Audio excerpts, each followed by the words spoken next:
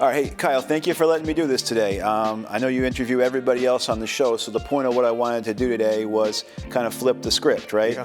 Because you're a legend, you're my friend, so bringing it down to earth, I just wanted to kind of talk to you about some of the things that you're doing and how people might understand a little piece of the puzzle and think they got the whole puzzle, but I want to go a little deeper into how you build your business, starting on a small level, like day by day, and then looking at the weeks, months, and quarters, how it adds up so you keep working on your business, not just in your business, and just kind of give people an idea into the commitment, discipline, sacrifices you've had to make to build what we built together, Yeah, I mean, like you said, I mean, normally I'm asking questions, kind of sitting there doing my thing, so this is going to be, we flip the script, so I think this is cool. So yeah, go ahead and ask me anything you got. All right, cool, brother. So starting small, right? I would say you got to go small to go big later, right? Mm-hmm. How do you start the day? What time do you wake up? What do you do in the morning to get yourself ready? So I would say that my entire kind of like daily routine changed 12 months ago. Okay. I really wasn't working out at all. And I was kind of for 7 to 10 years didn't do anything, maybe did a little bit here and there. And once I got back in the routine of getting on the Peloton and working out, I started trying to do that almost every day. So normally get up 5:45 and either hit the Peloton or hit the gym at 6 o'clock. Okay. And I'm a half hour. But I go a half hour hard. I don't do anything like, if I'm going to do it, I'm going to go hard at it. So that half hour is really going hard, right? Going a half hour, full strength, full out, whatever that looks like. And then from there, go back, get changed, get ready, and I'm usually at the office by 7:15, 7:30. So 7:15, 7:30, you walk in. What do you do next? So it depends what day it is, because I like to bring my kids to school. So I bring my kids to school 4 days a week or 3 days a week. Okay. So I make sure they're set up, they're good to go to school, and then I'm usually back in the office. And then once I get in the office, that's when it starts. And that's when I start going through emails, any emails that I didn't answer from the night before that came in overnight. And then after that, I meet with my scheduler. We go over the schedule not only for that day, but we look out 3 days. I always want to be proactive and I want to be in advance. So if I ever see something that's overlapping or somewhere I need to change around, the scheduler and I make sure we're on it for the next 3 days. We know, okay, Monday, Tuesday, Wednesday, we're covered. Then we come in Tuesday, we go Tuesday, Wednesday, Thursday. Then we come in Wednesday, we go Wednesday, Thursday, Friday. So we always stay ahead 3 days. We don't go too far in advance, and we make sure we were proactive in any changes. And you've been working with your schedule, that's Jen, right? Yeah, I've been working with Jen for a while. So a long time to build that synergy. And that's basically almost like her full-time job, right?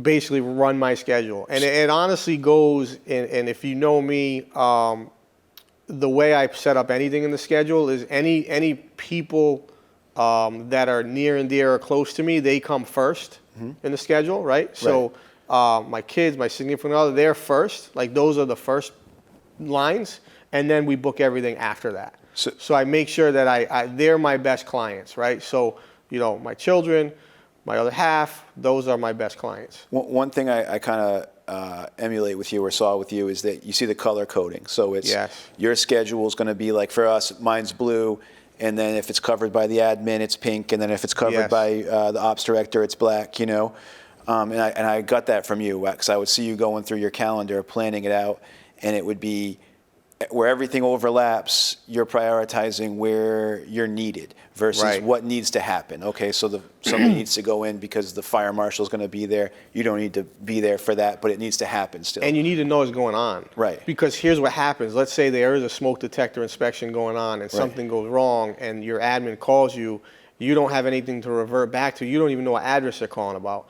I know in the morning, like I know what to look at, and I say, okay, for today, these are the 3 things that are happening that I'm not in attendance for, but I know they're happening. So if something goes wrong around that time period, it clicks in my head and I already know what it is. So you got your notes right there. Okay, that's what it is. Right. Perfect. So moving on. So you meet with the scheduler, you put your schedule together like 7:15 to 8:30 range. Yeah, usually I take my kids to school, usually 7:30 to 8:30, come back, I'm back in the office at 8:30. I'll do emails usually earlier than that, like 6:45 to 7:15, then grab them and then go. Okay. But then after that, back in the office, do the scheduling stuff. Day starts at 9. Yep. Like we already started at 6, but day, like schedule of events for the day starts at 9. The whole paralegals are in, everybody's in, Correct. so now you got to be ready to go. Correct. Because otherwise the tail's wagging the dog, right? Correct. The setup is done, now it's execution. So now it's time to take massive action. Whatever that action is, whether it's a phone call, an email, whether phone call, an in-person meeting, buyer appointment, seller consultation, showings, buyer showing, seller showing, investment opportunity, different business venture, whatever that is, it's spread out. So it sounds like you get all your office work cracked out, maybe, between basically 6 and 10, office, 9. personal, family, everything squared away 6 to 9. Now after 9, it's showtime, right? It's go time. So normal day, how many appointments might you take and keep? I would say normally in a day, anywhere from 10 to 12 appointments a day, at least 10 to 12 activities a day. And how long do you usually work for in a day, one day through? Normally, I would give myself my last appointment 7:30. Okay. I like to cut it off at 7:30. If I'm doing something that night or we have sports, like tonight, my kid has basketball, I coach her team. So tonight we'll be done a little earlier, 6 o'clock, then 6 to 7, I'll coach her, and then we'll go back at it. It's amazing. I mean, I actually had it in my mind to go through that a little later, but it's hard to when it comes up so quickly first, because one thing we have in common is that we got kids, and that's a hard stop, right? Hard stop. And so, I mean, it was one of my questions to ask you later on, but I'll ask you now because it's come up so early. I mean, it's you on your level. You have to be really intentional. If you want to be a great father and a great business person, you have to be really intentional about that. It seems, right? Yeah, I mean, and at the end of the day, I think the key is that I'm always looking to be better in both. Right. So I always want to be better in both, and I'm learning as I go. And I have a 9-year-old and a 7-year-old, and both play sports or do activities. So it can only be at so much, but I try to be at everything. And I think it's intentional with scheduling up front, and Jen knowing that, hey, when this is in there, you do not book over this. Right. I need to be there, and then we go from there. And I coach 3 basketball teams. I was doing some softball stuff. I'm going to step away from softball. It's not really my thing, but yeah. Stick to hoops, bro. I just don't know it, right? So I try to coach to be around it, but I'm like, I'm not helping these kids because I don't really know softball But that's all. you, though. If you're going to do it, you're going to do it 150%. And I think a lot of people might say, oh, well, for guys like us, for people we're fathers first. And it's like, how do you be a father first when you're going to admit that you work 65 or 70 hours a week? And it's like, well, look, I could sit around with my kid in my underwear and watch TV all day, but if that's not going to give her the time and the life and pay for her piano lessons and pay for her dance class and make sure that she's got new tap shoes and everything that she needs, in addition to showing her an example, and you're showing a great example to your kids every time they go. Dad's the coach, Dad's the sponsor, So I mean that's just something that. Go ahead. So I think it's deeper than that. Yeah. I think that there's a million ways to do that, right? You could parent any way you want. You can parent a million different ways. But I think the way that I've looked at it is said, I believe in leading by example. And what I mean by that is at the end of the day, right, to your point, some parents believe that they live their lives vicariously through their kids, right? So at this point, they're 40 years old, 35 years old, 33 years old, 50 years old, and the rest of their life is going to be invested in and to be there as a helicopter for their kids. Now, my belief is that's not ultimately what, as a father, we should do. Now, there's a million different ways to look at this, Completely to be clear. agree, yeah. I just look at it like I want to show my kids that you have to work hard. Nothing's given to you. You have unlimited potential in this world. You can have what you want if you put the time and effort in.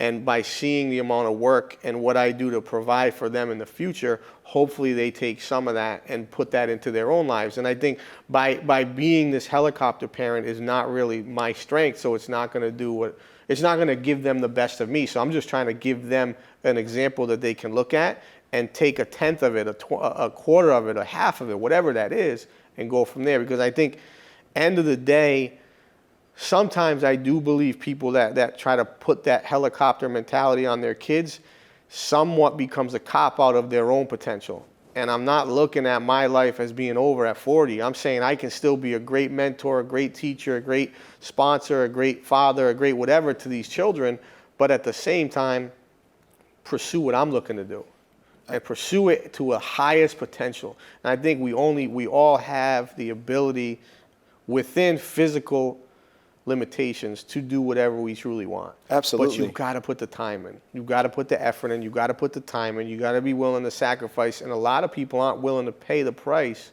for success. That sacrifice and the price for success is much bigger than what most people would ever be willing to do. And how I got to where I'm at in 11 years is a lot of sacrifice that 95% of people probably wouldn't do. It's a huge. I mean, what you just said is huge, man. You know, it's here for me. So. But I think the one key thing we've got to remember as business people and as successful entrepreneurs and really looking to grow our business and our professional and personal capabilities higher and higher and higher and continue to grow is you can't judge somebody else. Like, I can't look at someone else and be like, well, they're doing it wrong. Well, they're doing what works for them. Let them do whatever the heck it is that works for them, and let you do what works for you, and let me do what works for me. And at the end of the day, let's hope everybody wins. And I think you know this about me. I truly don't get involved in any of that. I try to stay out of all that stuff. Now, people try to rope me into it all the time. Don't get it twisted. Everyone, oh, this one said this one said that. Right. I really don't care. I don't care. It doesn't matter. I'm focused on me.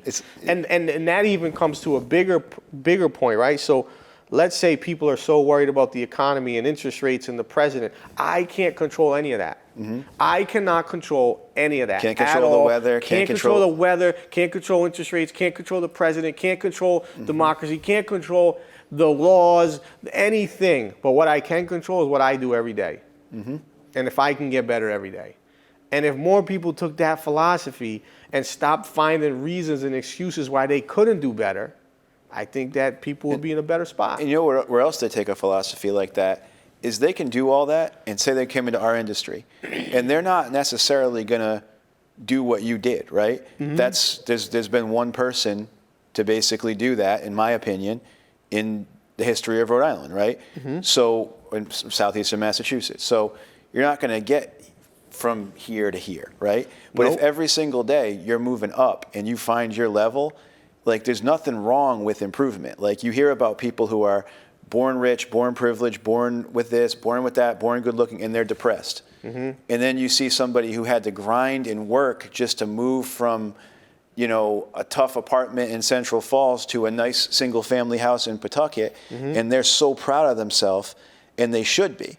You know what I mean? It's not to say that if you were born with certain privileges or whatever, you're screwed. I mean, you're not necessarily, but it's that process of improvement and getting better, I think, that people feed on more than just what they actually get or what they're given. You know, because for you, I know you're controlling a lot of entities, a lot of businesses. You're wearing a pretty straightforward watch. The watch is $10.99, bro. $10.99. What do you mean straight? It doesn't even turn on. Like, your car's not bad, but it's not the greatest. You know. So here's the thing. Like, I wear this on purpose. Yeah. I wear this watch to humble me. Right. To literally show me that, like, you can go right back to this. The $10.99 watch doesn't even turn on. I don't even know where the thing is. I thought it was not iWatch, actually. No, it's not. It's a bootleg one. Okay. It's a bootleg iWatch. So I wear it on purpose to just say, like, chill out. Like, you've got to understand, like, you're just like everyone else. You're no better. You know what I mean? We came from that. Like, this is what it is. But at the end of the day, I think the other part too is, like you were saying, everyone doesn't have the same desires and want. Everyone doesn't love the process. Everyone doesn't want to go out there and try to make the. There's some people that are okay just doing, just like, life can be passing time, right? You can just pass through it. You can just pass time. You can just pass from now until you die and just pass the time. Right. Or accomplish anything that you want and try and at least go out. I was listening to something the other day and they were like, there's 2 people in the world you should impress. There's only 2 people in this world you should impress. Who do you think it is? You're not going to know because I wouldn't have known either. But I listened to it. And so the 2 people that you should impress is the 8-year-old version of you who had a dream and an aspiration. Okay. And the 80-year-old version of you who looks back at your life and says, that was pretty damn good. I hit all the notes. I was like Sinatra. You know, right. I took care of my family. And you're not going to look at, but you're not going to be perfect. Yeah. I've had plenty of imperfections and will still have them. But guess what? You cannot let that hit you and knock you down and kill you. Right. And once you give up, it's hard to come back. So you can have a problem, you can have an imperfection, you can fail, but it's the giving up that's really the part. So you've got to try to work through. And the other thing people don't understand is they'll reach out to me like everything's always great and unicorns and rainbows. Right. There's so many problems I deal with on a day-to-day. I mean, the bigger the business, the bigger the problems. Right. You know, you're going to walk, no problems, no paychecks. Every single day, Right. we're going to walk into a storm. All day long. You know what I problem, mean? problem. And you've got to solve it, or you got no chance. And every single day, there's somebody who thinks you're great, and there's somebody who thinks you suck. Who thinks you stink. Right, and when the bar gets set, and you see it, when the bar starts getting set higher and higher and higher, right. it's easier for people to be like, oh, you disappointed me. Oh, I thought you were this. Right. I thought you were that. Sometimes it's out of our control. Sometimes you could be flawless. But sometimes things can happen in a transaction, in a business deal, in a business proposition that you cannot control, and things go sideways. All you can do is do your best.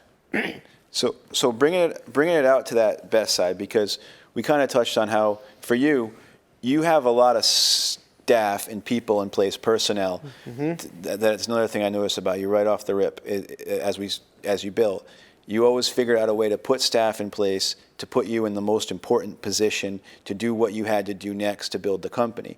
So while you're out selling, you have our brokerage is basically running with the people you trained and the staff that you built to run in the background. So how does that work? How are you doing both? So it works by allocating time to both spaces, mm-hmm. right? It works by training folks from the beginning the way that I think and right. the way that I operate. And it works by keeping your hand on the pulse. So with the brokerage, you guys don't see what I put in after hours. The emails that go to Tyler, the emails that go to Alicia, the Monday morning meetings where I literally go out there with 15 different things Tyler's got to get done for the week, and then he executes on them. The talks and back and forth on how we're going to grow the brokerage, the meetings that we have with some of the office leaders where we're like, hey, these are the things we need to do to put the brokerage in a position where it's growing, right? Right. So it's all that stuff. It's all those late nights. It's those early mornings. It's the visionary stuff that I try to bring forth that can help put us in position to succeed. Do you allocate time and block it off? It sounds like you do, specifically for that planning, so that if you're in this session and you're like, look, we have to get X, Y, Z figured out and kind of carve out our map, we're not going to let anything pierce that time from X to Z or whatever it might be. I do. So I allocate guaranteed time during the week to each business line to make sure that the business lines get 100% focus for that time block. And then what I do outside of that is I'm always thinking. My mind never stops going. So it's always thinking of how to do something better, what we can tweak, what we can change, what we can adjust. And I think that's the part that a lot of people don't understand, is that allocation and the time has to be used so precisely and so efficiently that it ultimately can't be pierced. And that time doesn't get pierced and it stays there. I think I read a stat before that the average worker is paying attention to a work-related task like 65% of the time. So that taught me two things. Number one, if I see somebody, in the break room telling a stupid story about what they did that weekend or whatever, it's not something to flip out over because it's normal. And then number two, how do you get your peak efficiency higher than 65%, right? So for you, it seems like it's intentional, blocking the time, having a plan, having people you can count on, and then focus. Like how do you stay so focused? Because when I'm around you, you're working more than 65% of the time. I'm 100%. Yeah, 100%. Right. There's no frill. There's no riffraff. There's no funny ha-has, he-he's. Right. It's go. So that's an interesting question. I think the question should be is how are you not focused? And I think the question I should ask back to people is, because I get that question all the time, how do you stay motivated? How do you stay focused? I don't even have to ask myself that. I just do, right? I kind of just do it, right? It's like a doer's do mentality. But I think the question you should ask yourself is, how do I not stay focused? And then the answer there has to be deeper within yourself. Are you doing something you don't truly have a passion for? Are you doing something and your mind is somewhere else because that's where you'd rather be?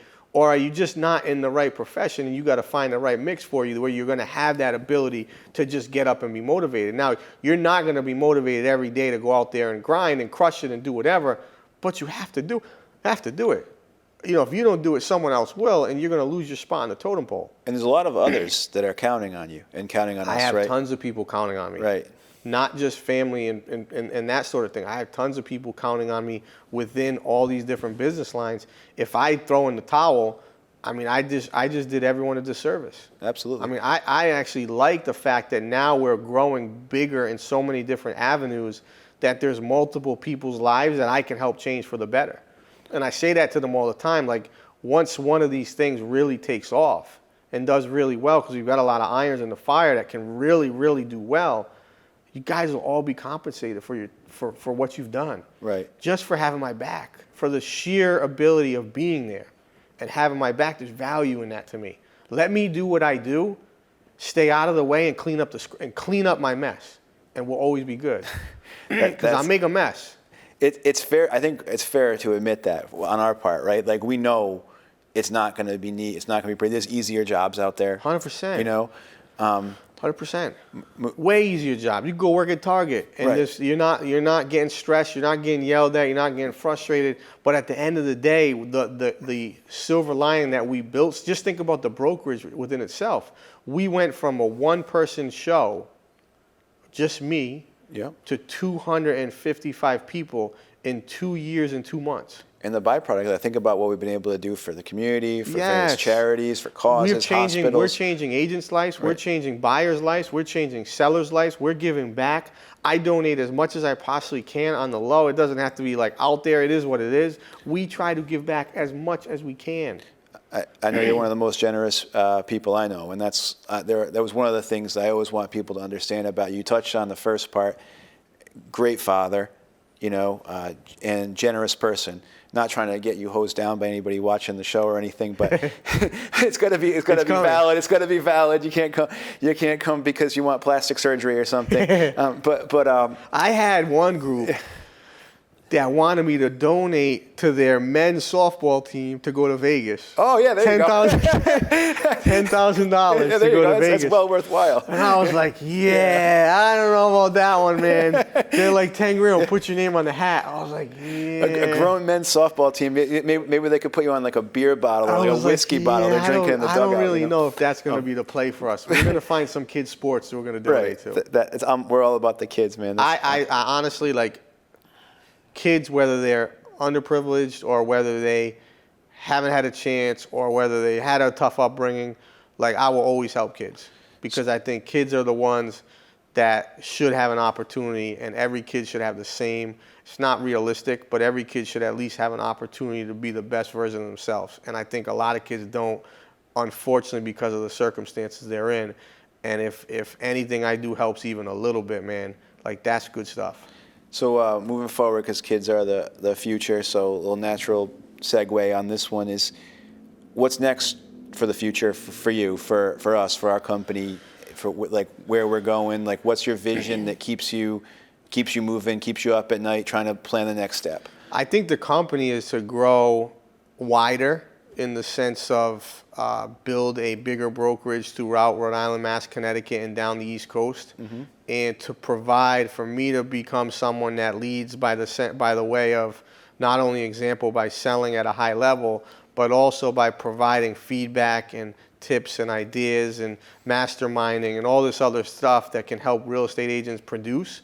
But at the same time, I think it's giving back to these agents on what to do when they produce with the income they have, and how to invest that to build a passive income stream. My goal has always been to have 11 streams of income. Right. And to have 11 streams of income that produce at a high level, right? You have to lay a lot of foundation to get to that point. And if I can help 1 or 2 or 3 or 4 other people per month on giving them some of the things that I've messed up on, that they can now do the right way, I think it's a winner. 1,000%. I mean, real estate has got 2 problems. The first is to learn how to make money, and the second is to learn what to do when they get the money, right? Right. Like even just taxes. Like, oh crap, I owe $45,000 in taxes. I didn't realize it. Right. Because you go from being in a job where somebody just takes the tax out at the end of every week to being 1099, where you're responsible for your own. And I think a lot of people that's a trap to fall into, and some would say it's a good problem to have, right? The more tax you pay, the more money you make. And, right. I just think there's ways to invest your money in a way in which that it provides passive income. And in addition to paying your taxes and making sure you're all paid there, I think that passive income piece is truly amazing and can change your life, your kids' lives, and build generational wealth. So moving it full circle, I really enjoyed getting the chance to talk to you about this. I'd like to do it again. Actually, I still have some more questions. I'm sure you do. Yeah, but what do you eat for breakfast, stuff like that. We didn't get to that one yet. But at the end of the day, man, I just appreciate everything you've done for me personally, for my business, for my family, for the people that we care about, because we're an entity within your company, and being able to change the lives of a lot of people on my end has been powerful over the past few years working together. So I just wanted to give a shout out today, because you're very generous with your time to a lot of other agents, and you sit down and honor them and have people learn from their processes. And so I wanted people to be able to hear it from your mouth about some of your thought process behind what you do. So yeah, I mean, I'll never ever change that. I'll never forget kind of where we started, where we are, where we're going, and I'll always be there, because I know that there's always a time to help other people, and I'll always continue to do that. And I know for you, I look at you as an equal partner in the business, and I look at you as someone that's done an awesome job in the last however many years you've been doing this, but will continue to grow. And you've got that same mindset of kind of being better today than yesterday and better tomorrow than today. And I think that's the part where it's hard to teach that. It's hard for people to understand that and take that on. But I'm appreciative of every single person that supports me around me. You've been a huge support. You've been awesome to work with. You've been awesome to be partnered with, and we're just getting started. And I'm also appreciative of every single person that hates. Yeah, I think that it's awesome. I love it. I soak it up. All the pain that when somebody brings that at you, it's like if nobody's hating on you. First of all, especially if you don't even know who it was, right? Right. If they come to you and you don't even know who they are, not that you think you're a big shot or something, but it's like, who are you? Wait a minute, you think I would say this or do this? Yeah, like, I think for me it's even big. It's even deeper than that. It's like, all right, if someone wants to say something, right, it at least forces you to stop and listen to what they say. Mm-hmm. And if 1/10 of it is true, change it. Right. Change it. Cool. Because the people that support you may not tell you that, where the people that don't you may hear things that you don't want to hear, but you need to change. So I actually enjoy it. I like it. It's partially true. It's never 100% false. Like, right. There's always a piece or an angle or some part that you can take and turn into a positive. And I think if we just remember that, and it fuels our belly and gets us to where we need to be, I think we can all do better. And again, I know I have a ton to work on and a ton of things personally and professionally to be better, and I can't wait. I'm just getting started. Hell yeah, brother. Let's do it. Let's do it. Thanks, man. You're welcome. Good stuff. You too. Yes, sir.